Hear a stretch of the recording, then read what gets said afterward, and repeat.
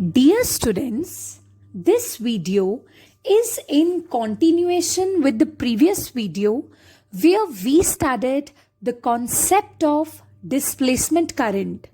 I told you people that within the plates of the capacitor there is a current which is called displacement current. And this current arises because of the changing electric flux. Actually, जब तक आपने इस capacitor को battery से connect कर रखा है, battery is sending charge which is charging the capacitor. जब तक कैपेसिटर के प्लेट्स चार्ज हो रहे हैं तब तक कैपेसिटर के अंदर इलेक्ट्रिक फ्लक्स चेंज हो रहा है. जैसे ही कैपेसिटर के प्लेट्स फुली चार्ज हो जाएंगे, अपने मैक्सिमम पोटेंशियल तक चार्ज हो जाएंगे, उसके बाद क्या होगा, इलेक्ट्रिक फ्लक्स चेंज होना बंद हो जाएगा. और जैसे ही इलेक्ट्रिक फ्लक्स चेंज होना बंद हो जाएगा, there will be no displacement current inside the plates of the capacitor. Now in this video, our target is to study that if we know that outside the capacitor there is conduction current and inside the plates of the capacitor there is displacement current, how the introduction of this displacement current makes Ampere's circuital law to work efficiently.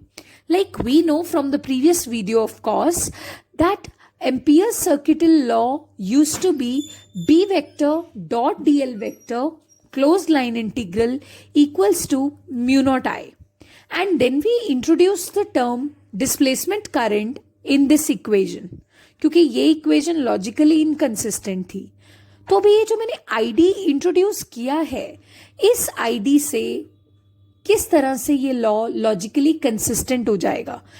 First of all, I know that displacement current has the value epsilon naught d phi e by dt, where phi e is electric flux, epsilon naught is electrical permittivity. Now, for this, you need to consider two loops. Suppose this is loop C1 outside this plate and this is loop C2 in between the plates. So talking about loop C1, okay, when you talk about loop C1, here the current is flowing and the electric flux is constant. Electric flux is not changing. So d phi e by dt is 0.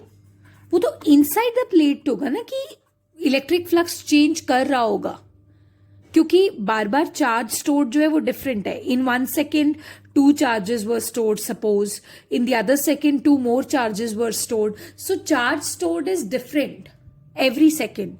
So inside the plates of the capacitor, I can expect this, that what is happening, electric flux is changing.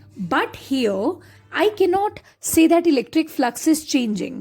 Okay, so d phi e by dt is 0 here in C1.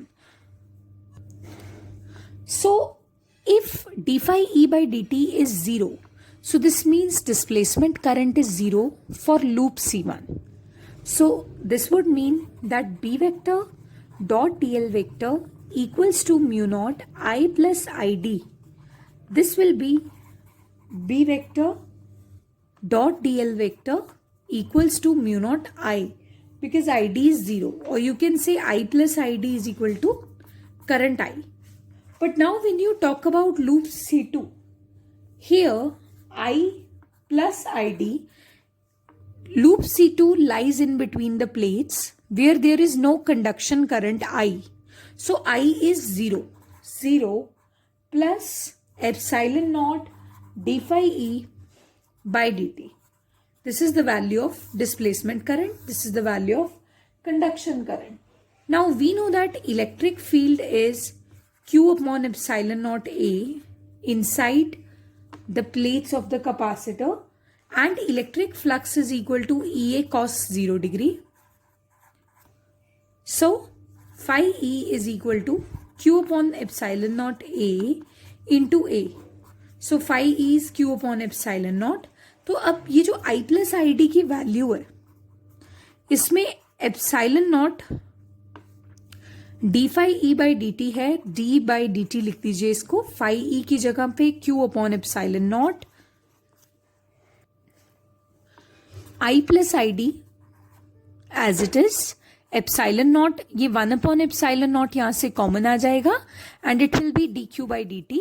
So this is cancelled and d Q by d t is current itself. So I plus I D is equal to current itself. So what are we getting? That for both the loops, I plus ID is equal to some sort of current. So these both loops are now consistent. पहले क्या हो रहा था? Previous video में आपने देखा होगा कि मैं पॉइंट R पर मैग्नेटिक फील्ड फाइंड आउट कर रही थी and what I was observing that when I was having two different loops, the value of magnetic field for point R was coming out different for both the loops. But now it's not the case. Both the loops are corresponding to the same current I. So yes, the introduction of ID has made Ampere's circuital law logically very, very consistent.